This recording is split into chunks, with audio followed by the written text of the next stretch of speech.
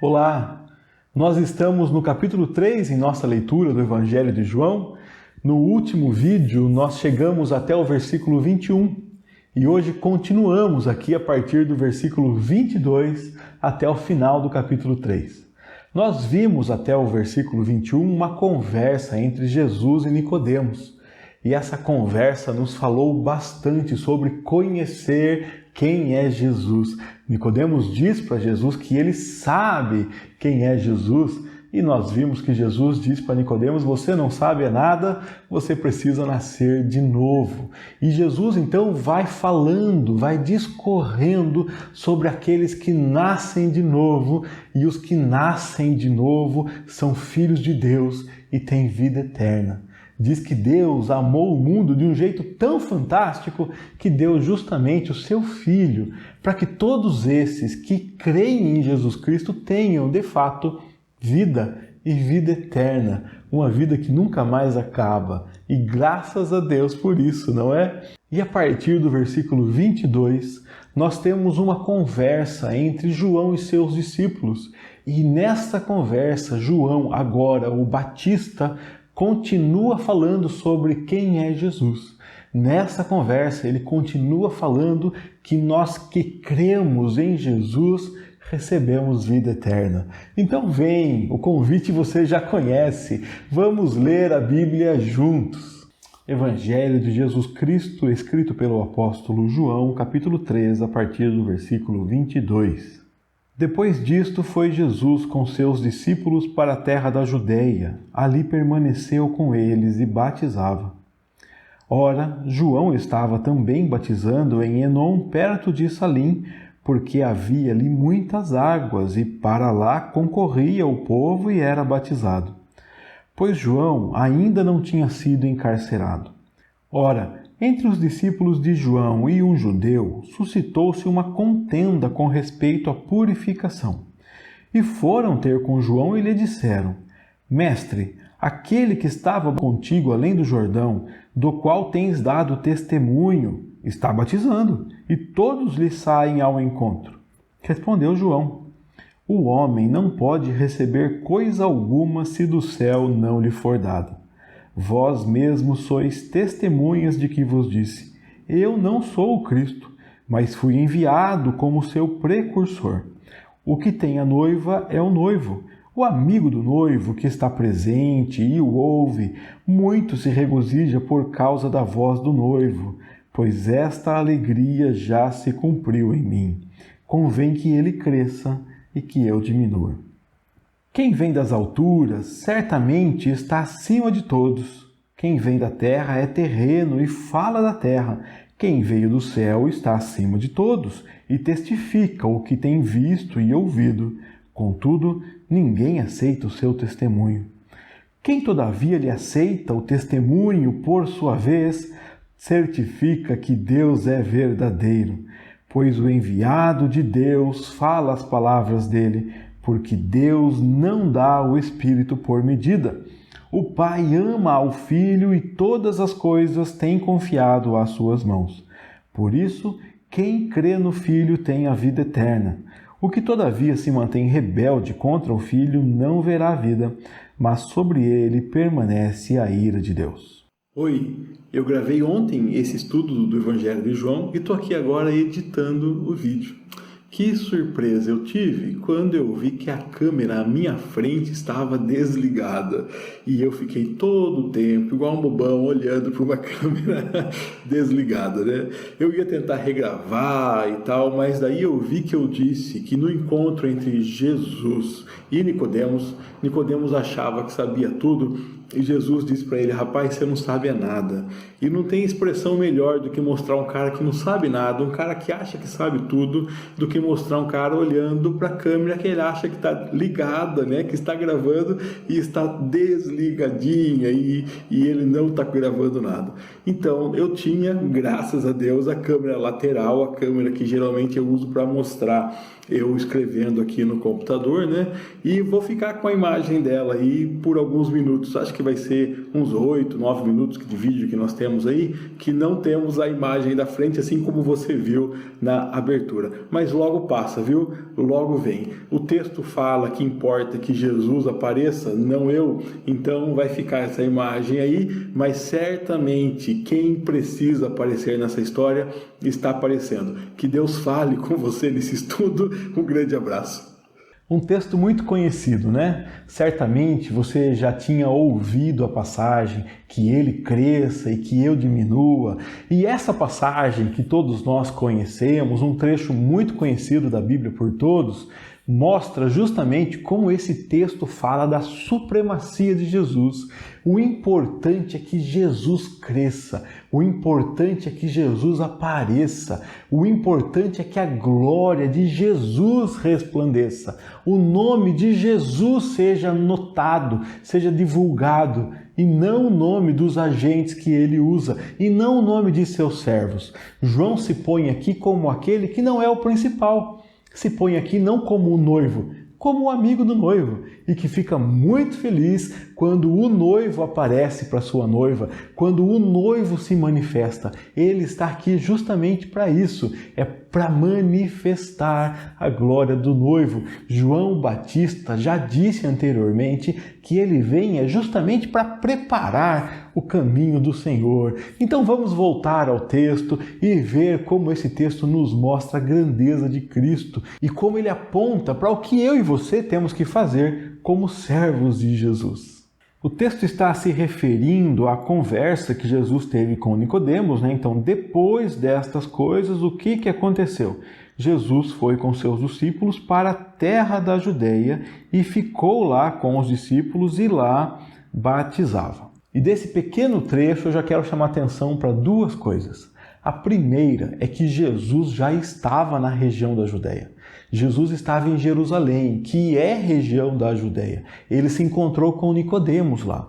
E agora o texto diz que ele vai para a região da Judeia com os seus discípulos. Entendemos então que Jesus vai mais para o interior da Judeia, mais para dentro, mais para próximo do Rio Jordão, nós acreditamos, porque é onde costumeiramente se faziam os batismos. E a segunda coisa é que diz que Jesus e os seus discípulos batizavam.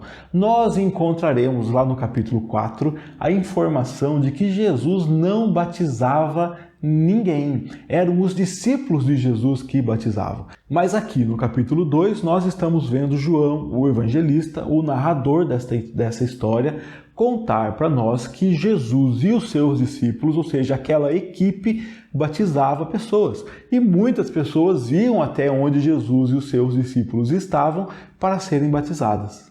O próximo versículo diz que João, que agora é o Batista, estava também batizando. E ele estava em Enom, perto de Salim, que fica um pouco mais ao norte, nós acreditamos, de onde Jesus estava, porque Enom já não é mais região da Judeia. E ele estava lá porque ali tinha muitas águas para batismo e para lá concorria o povo e o povo era batizado. Eu procurei no mapa aqui onde fica Enom e onde fica a Judeia e eu vou te mostrar. Esse mapa aqui tem o trajeto de Cafarnaum até Jerusalém, passando por Samaria. E olha aqui à direita, aqui, para cima um pouco de Samaria, a Enom. É aqui que nós entendemos que João Batista estava. E Jesus então saiu aqui de Jerusalém e foi para algum local aqui um pouco para dentro, aqui para o interior, mas aqui ainda na Judeia, e aqui ele e os seus discípulos batizavam. Eu abri um mapa do Google, da mesma região, do Google Maps. E olha aqui, tá vendo aqui, o Mar da Galileia, né, o Rio Jordão que desce aqui, né, e o Mar Morto aqui, aqui em Jerusalém. Então eu vou colocar bem próximo aqui para você poder comparar. Tá vendo que a proporção ela está bem parecida aqui? Então a Enom deve ser mais ou menos por essa região aqui, Tem uma estrada aqui, eu marquei a estrada aqui num local que eu imagino que seja mais ou menos correspondente com a Enom aqui. Vou voltar a imagem dos dois aqui, Tá vendo? Aqui mais ou menos na mesma altura aqui. Bom, Se Ainon está por aqui e aqui está Jerusalém, nós podemos ver que o trajeto até Jerusalém aqui é algo em torno de 105 quilômetros aqui, né? Que daria 1h17 de carro hoje. Se Jesus estivesse por qualquer local, vamos imaginar aqui, daqui até Ainon, né? Tem que tirar isso aqui. Daqui até Ainon, então, um trajeto de 49 quilômetros. Então, nós imaginamos que se Jesus estava por aqui nessa região, Jesus estava aproximadamente a 50 quilômetros de onde João estava batizando. Nós sabemos que João estava aqui em cima. E do que nos adianta saber disso? Do que nos importa saber essa distância?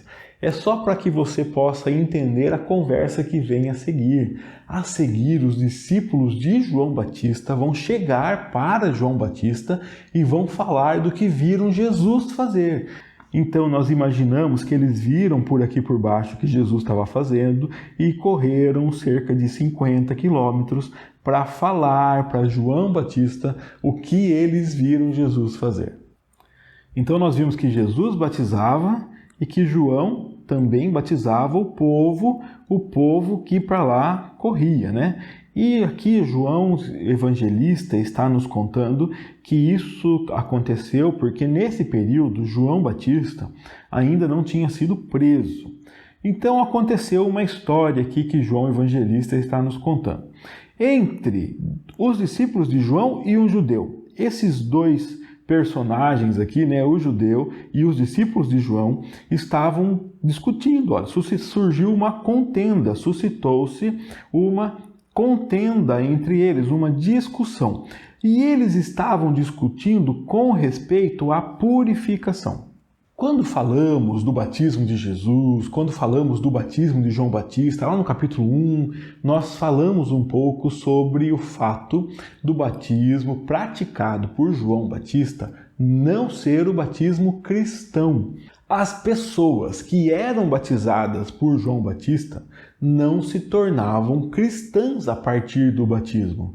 Eles eram judeus e continuavam judeus. Então João anunciava um batismo para purificação, para arrependimento dos pecados, um ritual de purificação exterior que clamava por um ritual íntimo, verdadeiro, de purificação interior. Então o batismo de João estava ligado à purificação.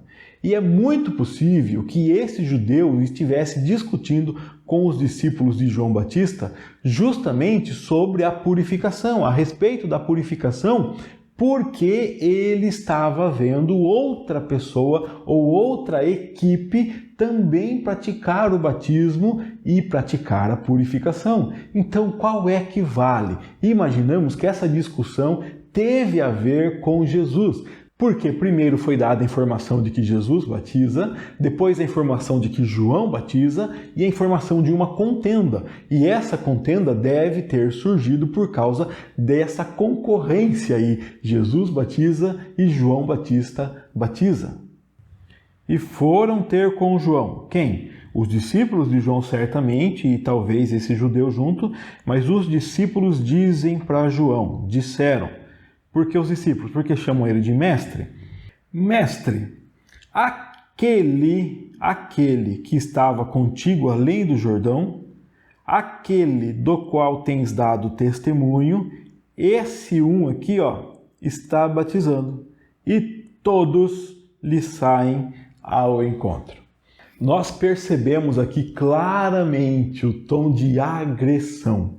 Eles se recusam a falar o nome de Jesus. É como você vê hoje alguém falando assim, aquele um, sabe aquele um lá? E eles falam para João Batista, aquele que você deu testemunho, aquele que você disse que ele era importante, aquele um que estava com você lá para lá do Jordão, aquele um que você tem falado, aquele um de quem você tem dado testemunho, pois bem, ele está atrapalhando o nosso negócio.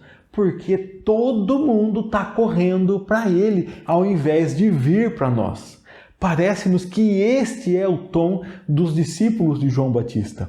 Parece-nos que os discípulos de João Batista estão tentando semear uma discórdia aqui, plantar uma raiz de inveja no coração de João Batista, de insatisfação, porque afinal de contas, agora o famoso é outro. As pessoas estão indo atrás de outra equipe e não mais atrás de nós. É possível que seja justamente por isso que os discípulos de João Batista tenham discutido com esse judeu e eles correm então para falar: mestre, as pessoas não estão vindo mais atrás de nós. Nós deixamos de ser famoso, deixamos de ser importante, porque as pessoas estão indo atrás de outra equipe. E João responde então a essa provocação, a essa raiz de inveja que provavelmente tentaram plantar no coração dele, e João diz o seguinte: o homem não pode receber coisa alguma se do céu não lhe foi dada. Se tem alguma coisa sendo manifestada lá, ele recebeu do céu. É a ação de Deus. É isso que João Batista está dizendo para os seus discípulos. Vocês mesmos, meus discípulos, são testemunhas de que eu disse para vocês: eu não sou o Cristo, mas eu fui enviado como seu precursor. E nós vimos isso exaustivamente no capítulo 1. Fizemos até um episódio exclusivo para mostrar como as referências sobre Jesus são muitas e como João fala: eu não sou o Cristo. Vimos como ele esvazia o testemunho quando ele está falando e não quer revelar muita coisa, mas como ele abre, como ele carrega de nomes a pessoa de Jesus quando ele quer mostrar quem é Jesus. E quando ele quer falar apenas que ele não é Jesus, ele fala que não é. O discurso é bem pequeno, é vazio, o discurso é murcho. Ele fala: não sou eu. Quando ele fala dele, não é importante, mas quando ele fala de Jesus, é importante.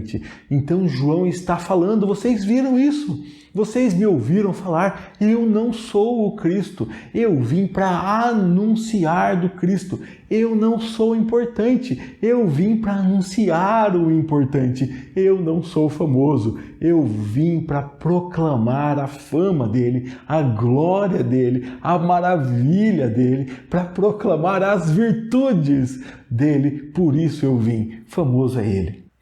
E João dá um exemplo aqui, usando uma figura muito conhecida, que é a figura do noivado. Quem tem a noiva? Quem tem a noiva não é o amigo do noivo, não. Quem tem a noiva é o noivo. O amigo do noivo não é dono da noiva, não possui a noiva, ele está presente, ele está junto nesse encontro entre a noiva e o noivo. Ele está presente, ele ouve o noivo, e o ouve. E quando ele o ouve, se alegra, se regozija porque se alegra por causa da voz do noivo. A voz do noivo alegra o amigo do noivo. E olha só, esta alegria, a alegria de amigo do noivo, já se cumpriu em mim, porque João já ouviu a voz do noivo. João entende que o seu ministério de proclamar o noivo, o dono da noiva, o dono da igreja, o dono daquele povo, o grande pastor daquele povo, já está completa. Ele já proclamou, ele já preparou o caminho, ele já anunciou para as pessoas que elas precisavam se arrepender, que elas precisavam crer no Evangelho, e com isso anuncia que elas precisam crer em Jesus.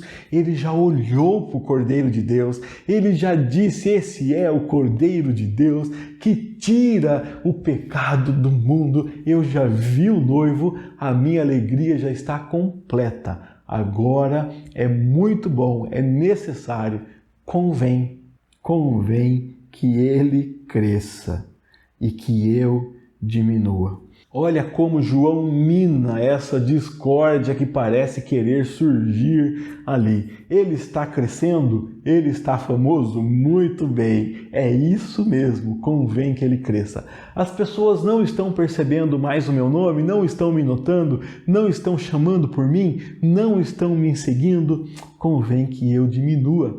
O importante não é que eu apareça, o importante é que Jesus apareça e que eu diminua. Essa fala parece tão óbvia, mas é tão difícil, é tão complicado para nós. É necessário um reconhecimento não só da grandeza de Deus. Eu acredito que nós, cristãos, seguidores de Jesus Cristo, filhos de Deus, pessoas que conhecem o Evangelho, pessoas que vão à igreja, pessoas que vivem em comunidade, nós já temos assim uma vasta noção da grandeza de Deus. Nós falamos muito disso.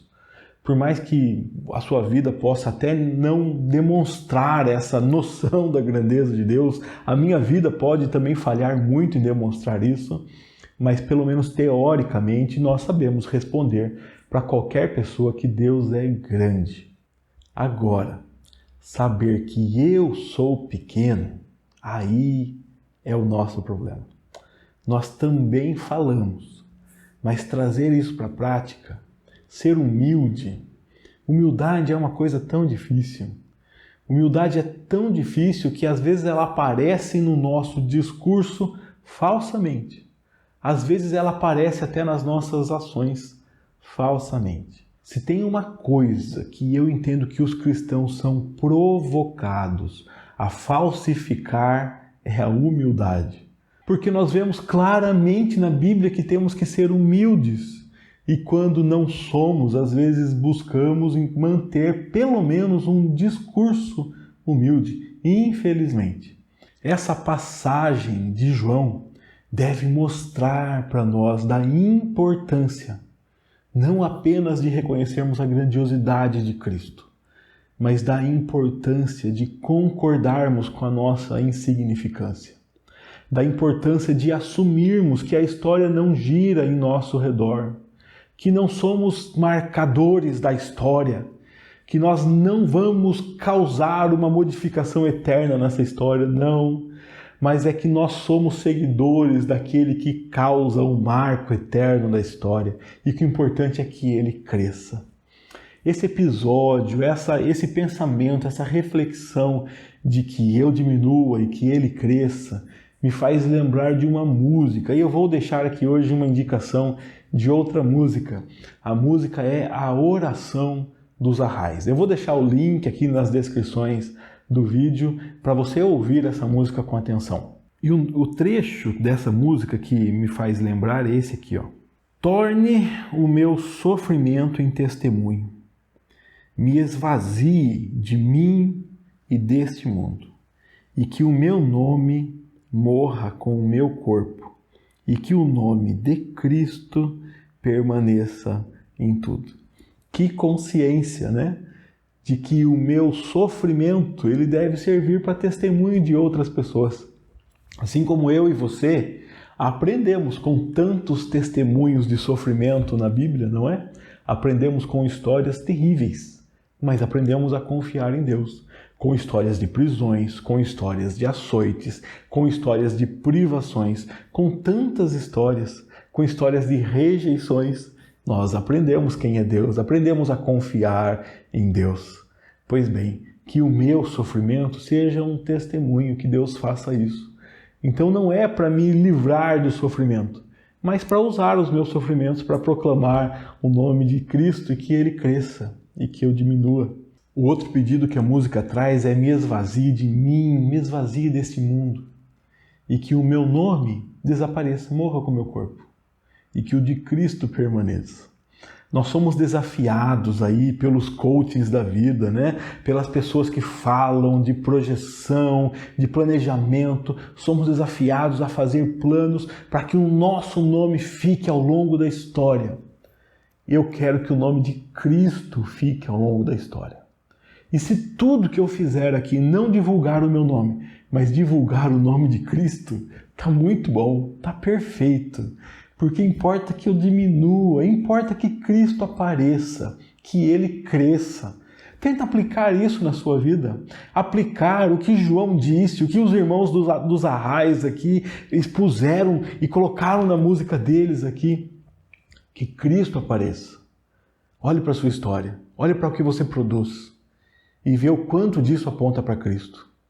Quando eu olho para o que eu produzo e penso no quanto disso aponta para Cristo, Quando eu olho no meu dia, na minha agenda e vejo e me pergunto quanto disso aponta para Cristo, isso me deixa preocupado e às vezes eu tenho que reformular a minha agenda, porque muita coisa pode estar colocando o meu nome na história e não o nome de Cristo. Eu espero que as minhas ações e que as suas ações façam pessoas olhar para Cristo e não para nós. E mesmo aqueles que nos seguem, que estejam seguindo Jesus através de nós e que nós possamos ir embora e que eles continuem seguindo Jesus. Ou que eles abandonem, que eles nos abandonem, que eles deixem de nos seguir, mas continuem seguindo Jesus. Vai ser maravilhoso se você que está aprendendo a Bíblia através desse trabalho aqui, desses vídeos, um dia me ligar, mandar uma mensagem, pegar meu e-mail na descrição do vídeo aí e me mandar um e-mail falando: pastor, eu não preciso mais seguir os seus vídeos, eu não preciso mais ouvir as suas mensagens, porque eu estou lendo a Bíblia e estou entendendo tudo. E eu não preciso de você para seguir Jesus. Eu não preciso das suas explicações para compreender a mensagem do Evangelho. Fantástico! Me abandone, se desinscreva do meu canal aqui, mas siga Jesus, siga Jesus. Isso é importante. O importante é que ele cresça, não é que eu cresça. O importante é que a lista de seguidores de Cristo cresça. É para isso que eu trabalho, é isso que eu quero e eu estou muito feliz se isso acontece, muito feliz que você siga Cristo, que ele cresça, que eu diminua e que esse sentimento também cresça no seu coração.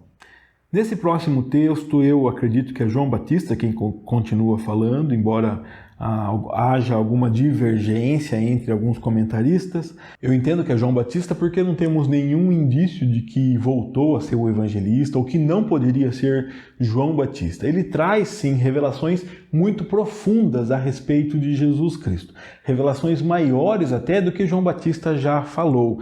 E alguns acham que deve ser, então, João Evangelista porque tem informações aqui da conversa, por exemplo, entre Jesus e Nicodemos. Porém, João Batista sabe muito de Jesus também.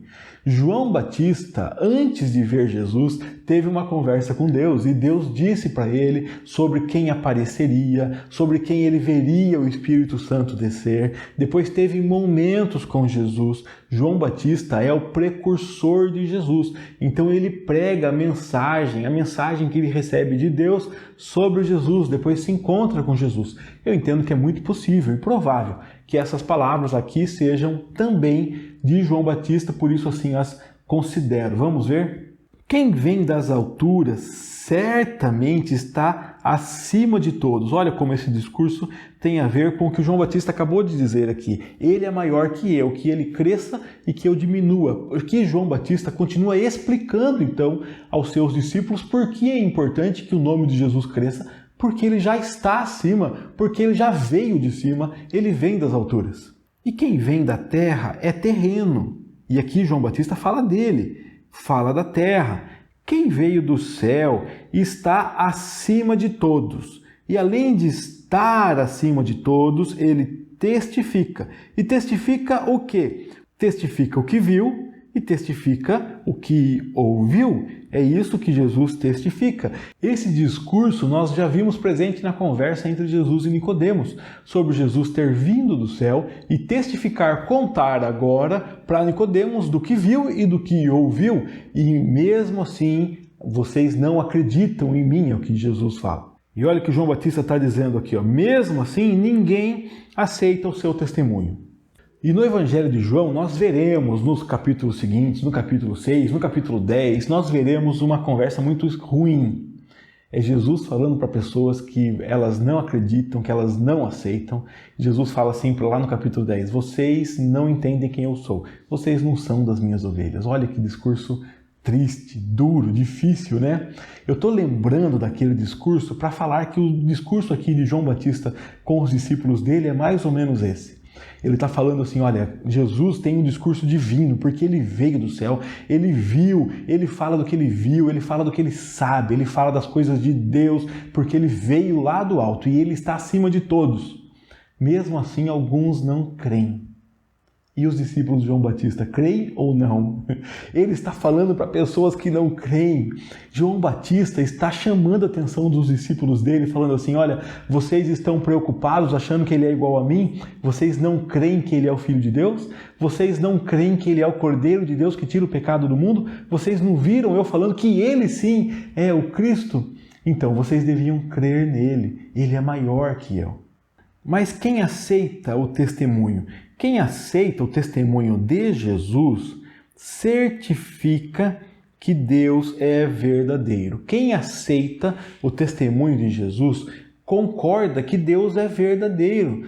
Porque Deus disse: este é o meu Filho amado em quem eu tenho muita alegria.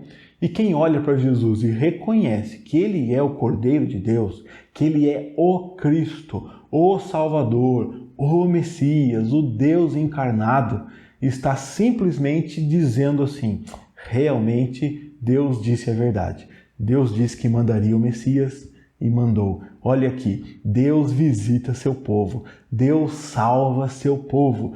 Quem diz que Jesus é o Cristo, quem acredita no testemunho, está dizendo que Deus diz a verdade. Esse discurso aqui é retomado também por João Evangelista lá nas cartas dele, quando ele fala que quem não acredita em Jesus diz que Deus é mentiroso. E quem acredita em Jesus está dizendo que Deus é verdadeiro. E por que quem aceita o testemunho diz que Deus é verdadeiro? Porque o enviado de Deus fala justamente as palavras de Deus. Porque Deus não dá o Espírito por medida. O Pai ama o Filho e todas as coisas tem confiado em suas mãos. Esse não dá o Espírito por medida, às vezes é pegado isoladamente e tentado entender fora do seu contexto e pode gerar uma bagunça, né? Como é que Deus dá o Espírito? É por medida, não é por medida, tem medida, não tem medida? Parece que na Bíblia tem medida dobrada, porção dobrada, então como é que é isso aí? Bom, João Batista está falando de quem aqui? Ele está falando justamente de Jesus. E está falando que Jesus é infinitamente superior a ele. Importa que Jesus cresça e que ele diminua. E ele está falando daqueles que creem e não creem em Jesus. E que Jesus é alguém que merece crença, fé. Jesus é verdadeiro. E quem crê em Jesus diz que Deus é verdadeiro.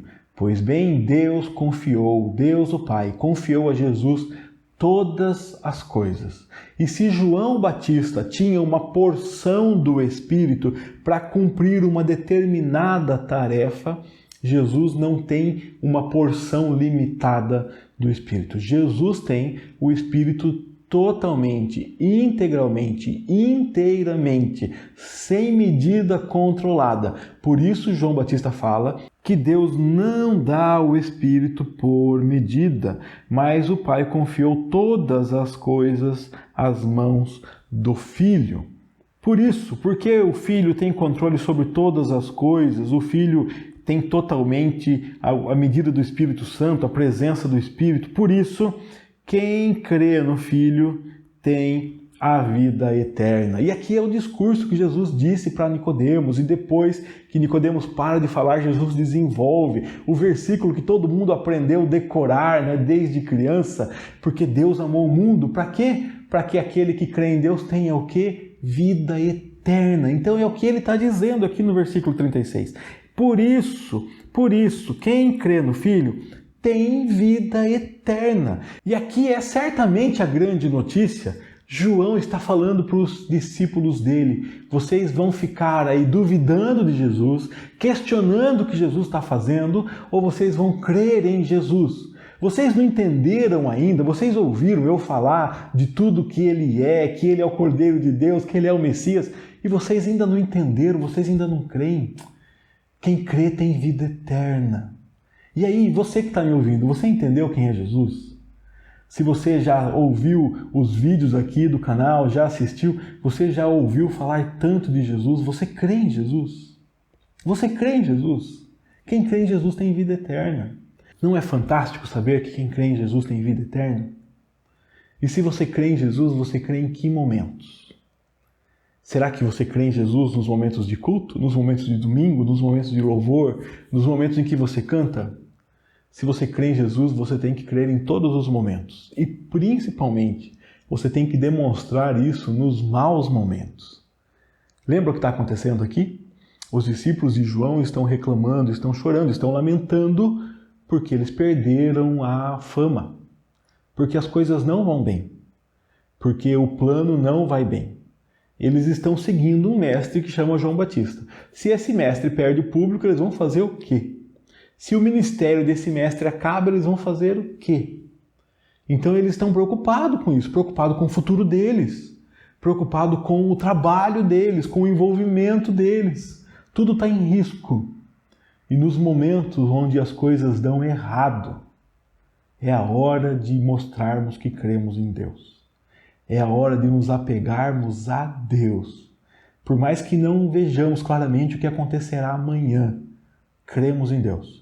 Quem crê em Deus não tem apenas o amanhã garantido, tem a eternidade garantida. Tem Cristo presente na vida dele hoje, amanhã e eternamente. Todos os dias, até o final desse sistema, até o final dessa existência e eternamente, porque tem vida e vida eterna. Quem crê em Cristo tem vida eterna. Sempre tem um porém, né? O que, porém, se mantém rebelde contra o Filho, ele já está rebelde e se mantém. Ele não verá a vida, mas sobre ele já está e permanece a ira de Deus. Que notícia triste! A notícia de que sobre aqueles que não creem em Jesus Cristo já está a ira de Deus e permanece a ira de Deus. A Bíblia diz em outros textos que a ira de Deus não é vir um raio do céu e cair sobre a minha cabeça e sobre a sua cabeça. Se você quiser ler com calma a carta de Paulo aos Romanos, no capítulo 1, principalmente após o versículo 18, você verá que a ira de Deus se manifesta sobre aquelas pessoas que não creem em Deus. E como que a ira de Deus se mostra, se manifesta? Deus faz o chão abrir e faz o chão engolir as pessoas? Deus faz os cavaleiros do Apocalipse aparecerem do céu e pegar a pessoa? Deus faz cair fogo do céu sobre a vida da pessoa? Deus amaldiçoa a pessoa e tudo que ela faz dá errado? Não, não é isso. A ira de Deus se manifesta sobre os filhos da injustiça quando Deus deixa que essas pessoas continuem fazendo o que elas querem fazer. Deixa que essas pessoas continuem guiando a própria vida, seguindo seus próprios desejos. Lá no texto de Romanos, o apóstolo Paulo diz que Deus entrega essas pessoas para elas mesmas, entrega para suas próprias vontades e fala para elas: façam o que vocês querem fazer. E fazer o que quer fazer e não fazer o que Deus quer fazer é maldição, é caminho de destruição, infelizmente. Se você não crê em Deus, não faz a vontade de Deus. E, infelizmente, esse caminho é o caminho da ira de Deus. E sobre as pessoas que não creem em Deus, permanece a ira de Deus.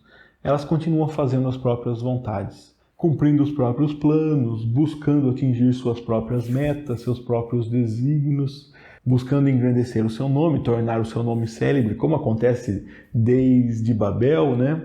Mas, infelizmente, não há a certeza da vida eterna. Para os filhos de Deus, para aqueles que amam a Cristo, para aqueles que creem em Cristo, para aqueles que sabem quem é Cristo, para aqueles que se importam com a grandiosidade do nome de Cristo, não há garantias de que tudo dará certo. Aqui, sofrimentos podem surgir, sim. E justamente nas horas que as coisas dão errado, é que eu estou desafiando você a continuar crendo em Jesus Cristo. Porque você ganha não um alvará para que tudo dê certo aqui. Você ganha não aqui uma vida sem cruz, uma vida sem espinhos, uma vida sem pedra. Não, pelo contrário. Você carrega sim a cruz.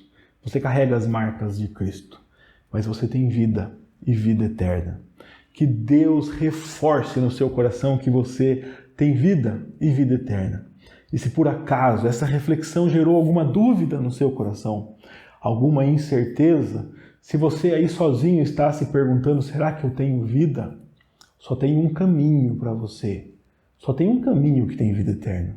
O nome dele é Jesus Cristo. Fale com ele hoje. Fale com ele sozinho. Fale com Ele em secreto, mas fale com Ele. Fale com Ele hoje. E diga que você acredita nele. Diga para Ele se mostrar a você. Peça para Ele se mostrar a você e Ele se mostrará.